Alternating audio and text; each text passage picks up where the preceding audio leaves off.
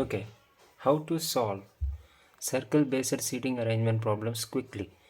అసలు circle based అంటే ఎట్టంటే ఇలా ఇచ్చింటాడు 8 మెంబర్స్ ఇచ్చింటాడు. మోస్ట్లీ 8 మెంబర్స్ ఇచ్చి ఇలాంటి అన్నీ అందరూ కూడా ఇన్సైడ్ అయితే ఫేస్ చేస్తుంటారు. అలాంటి ప్రాబ్లమ్స్ని ఎలా క్విక్గా సాల్వ్ చేయాలి అనేది ఈ వీడియోలో నేను చెప్పబోతున్నాను. దానికి కావాల్సిన విషయం ఏంటంటే కొన్ని బేసిక్స్ అనేది తెలియాలి.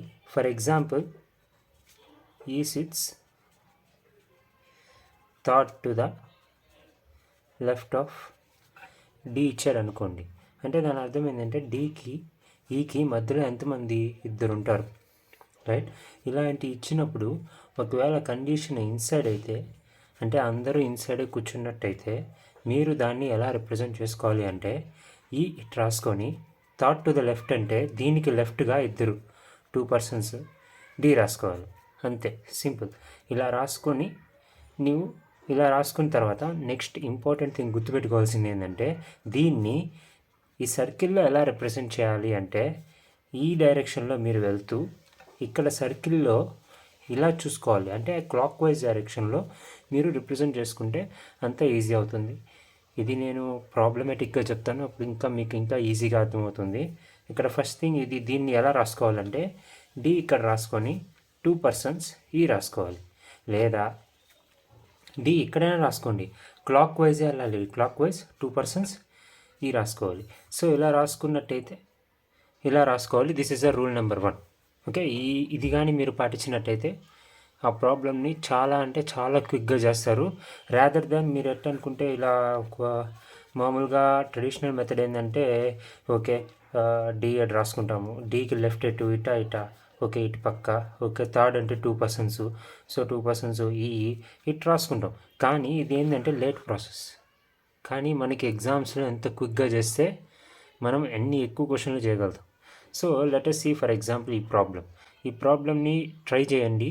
అండ్ నా మెథడ్లో నేను ఒకసారి చెప్తాను, దాన్ని మీరు ప్రాక్టీస్ చేసినట్టయితే మీకు ఇంకా ఈజీగా చేస్తారు.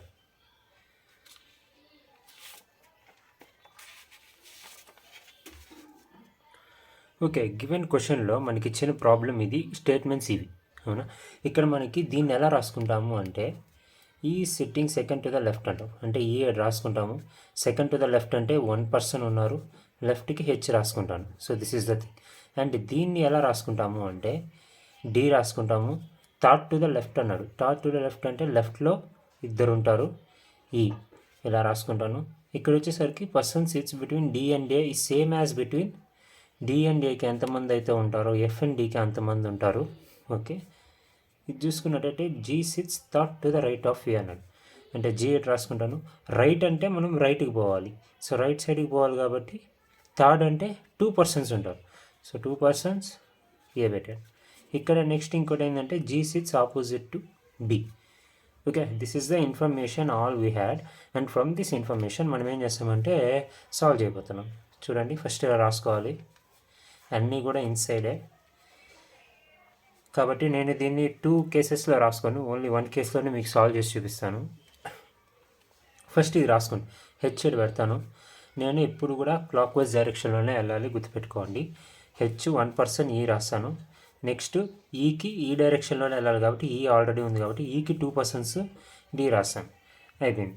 సరే, ఈ 2 అయిపోయింది, రౌండప్ చేసుకుంటాను. నెక్స్ట్ ఈ 2 ఇన్ఫర్మేషనే నాకు ఉంది. ఈ 2 ఇన్ఫర్మేషన్లో నేను సాల్వ్ చేయాలి. ఎలా సాల్వ్ చేయాలి, నాకేమన్నా ఉందా అంటే ఎప్పుడైనా చూసుకోండి, ఆపోజిట్స్ ఇస్తే ఆ ఇన్ఫర్మేషన్ని కన్సిడర్ చేయండి. ఇక్కడ ఏమంటే జీకి బీకి ఆపోజిట్ అన్నాడు. ఫర్ ఎగ్జాంపుల్ జీ ఇక్కడ పెట్టాను అనుకో, బి ఇక్కడ పెట్టలేడు, ఎందుకంటే ఆల్రెడీ డి ఉంది.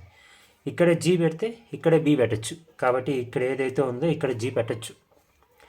ఇక్కడ జీ పెడితే ఇక్కడ బి పెట్టలేను, ఆల్రెడీ హెచ్ ఉంది. ఇక్కడ జీ పెడితే ఇక్కడ బి పెట్టలేను, ఆల్రెడీ ఈ ఉంది.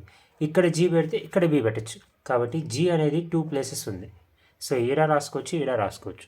అండ్ ద నెక్స్ట్ థింగ్ ఏంటంటే నాకు జీతో ఇన్ఫర్మేషన్ ఉంది, జీకి 2 పర్సన్స్ ఏ అన్నాడు కాబట్టి జీ ఎడ పెడితే 2 పర్సన్స్ ఏ పెట్టచ్చు, కాబట్టి జీ ఎడ పెట్టచ్చు. ఫర్ ఎగ్జాంపుల్ జీ ఎడ పెడితే 2 పర్సన్స్ ఏ పెట్టలేను, ఆల్రెడీ ఈ అనేది ఆక్యుపై చేస్తుంది, కాబట్టి జీ ఎడ రాదు, జీ ఇక్కడ ఒకటే వస్తుంది. 2 పర్సన్స్కి ఏ పెట్టాను, అప్పుడు జీకి ఆపోజిట్ బిఈ పెట్టాను, అప్పుడు ఇది అయిపోయింది. నెక్స్ట్ థింగ్ ఏముంది, డీకి ఏకి ఎంతమంది ఉంటారో ఎఫ్కి డీకి అంతేమంది ఉంటారు, కాబట్టి ఇక్కడ 0 కాబట్టి డీకి ఎఫ్కి 0. ఇక్కడ అన్నోన్ పర్సన్సి సాల్వ్ విత్ ఇన్ 1 కేస్. ఇలా కానీ మీరు చేసినట్టయితే, ఇలా కానీ మీరు ప్రాక్టీస్ చేసినట్టయితే చాలా అంటే చాలా ఫాస్ట్గా అయితే చేస్తారు. Try this out and thanks for watching. Don't forget to subscribe.